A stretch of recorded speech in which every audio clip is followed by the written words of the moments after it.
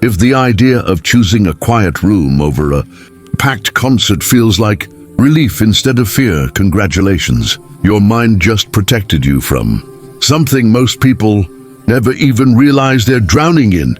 And no, you're not damaged. You're just noticing what everyone else ignores. Picture this. It's the weekend.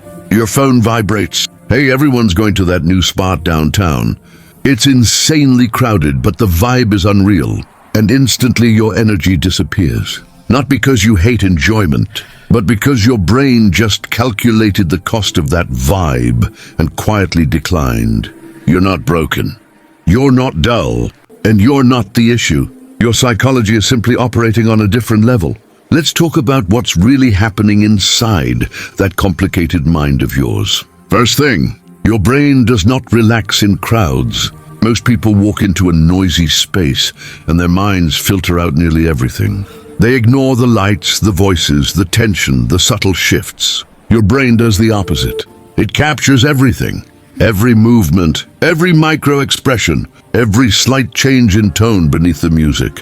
While others glide through the night unaware, your mind is recording, sorting, and cross-checking every signal at once. It's like everyone else is experiencing life in low resolution, and you're forced to process it in overwhelming clarity. That random moment from weeks ago that nobody remembers. Your brain saved it, labeled it, and keeps pulling it back up for review. It's not obsession. It's awareness. And here's the part most people don't understand. This trait wasn't a mistake. Long before crowded rooms and loud music existed, someone had to stay alert. Someone had to notice danger early.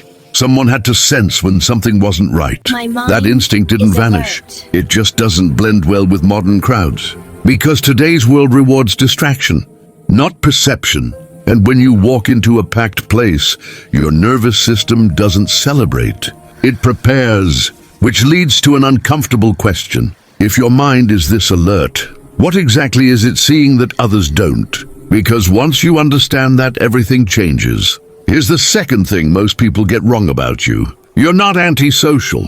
You're allergic to pretending. Let's be honest. You don't hate people. You hate performances. In crowded places, everyone is acting. The I'm having the best time act. The I'm totally listening act. The everything's great act, while their body is screaming the opposite. And you see it immediately. Not because you're judgmental, but because your brain refuses to take words at face value. While others hear sentences, you hear subtext. While others see smiles, you notice tension behind the eyes. While others focus on what's being said, you feel what's being hidden. That's what makes crowds exhausting. Not the people, the lies. Every interaction feels like translating a language nobody admits they're speaking. Tone versus words. Body language versus intention. Energy versus performance. And you're decoding all of it in real time. It's not that you can't do small talk. It's that your nervous system experiences it like chewing something dry and tasteless, while everyone else insists it's delicious. You crave substance, depth, truth. So when conversations stay shallow, repetitive, and hollow, your mind disengages before your body does. You'd rather have one real conversation at an absurd hour than 100 loud interactions that mean nothing. Not because you're difficult, but because you value honesty more than noise. Crowds demand participation in a shared illusion, and your brain refuses to cooperate. That refusal creates friction, fatigue, that urge to escape early and breathe again. But here's the disturbing part. If you're not playing along, what exactly are you seeing behind the masks? Because once you start noticing that, crowds stop feeling fun and start feeling fake. And that's when your brain pulls away even harder. Now this is where your brain really separates itself. For most people, walking into a crowded space triggers a reward. Energy, excitement, a rush that feeds on noise and movement. Your brain doesn't respond that way. Instead of lighting up, it goes quiet, not empty, focused. Crowds don't give you energy, they drain it. While others feel alive from stimulation, your system feels overloaded. Too many inputs, too many signals competing at once. So your brain searches for relief. Silence, stillness, space. Moments where no one needs anything from you. Where no one is watching. Where your thoughts can finally stretch out without interruption. That's when you feel most clear, most present, most yourself.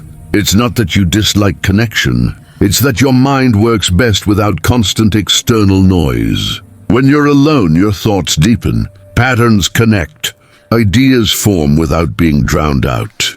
What looks like doing nothing from the outside is actually your mind doing its best work.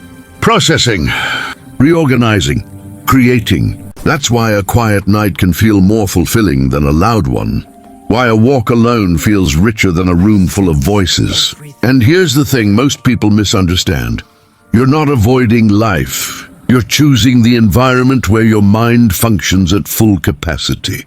Crowds hijack that system. They pull your attention outward until there's nothing left inside. And once you recognize that difference, you stop forcing yourself into spaces that leave you empty. But there's another layer to this. A deeper reason crowds hit you harder than most. And it has nothing to do with sound or stimulation. It has to do with emotions you never agreed to carry. This is the part nobody warns you about. When you walk into a crowded space, you don't just bring yourself. You bring everyone else with you. Not physically, emotionally. You feel the tension before anyone admits it exists. You sense the irritation hiding behind laughter. You notice when excitement is forced, and when smiles are just habits. Even when nothing is said, something is loud, and your mind picks it up instantly. You don't just observe emotions, you absorb them. An hour in a crowd isn't just social time, it's emotional exposure. You're unintentionally carrying other people's stress, restlessness, insecurity, excitement, and chaos all at once. Layer after layer. Person after person. By the time you leave, you're exhausted, not from talking, from holding too much that was never yours. But this sensitivity isn't a weakness. It's the reason you understand people without them explaining themselves. The reason you notice shifts before conflicts happen. The reason others feel seen around you without knowing why. Most people struggle to understand their own emotions. You're navigating everyone else's. And crowds don't turn that ability off. They overload it. That's why your body pushes you toward distance, toward space, toward environments where your emotions stay yours. But here's the final realization most people never reach. You're not pulling away because you're afraid of people. You're pulling away because you understand yourself. And here's the conclusion most people refuse to accept.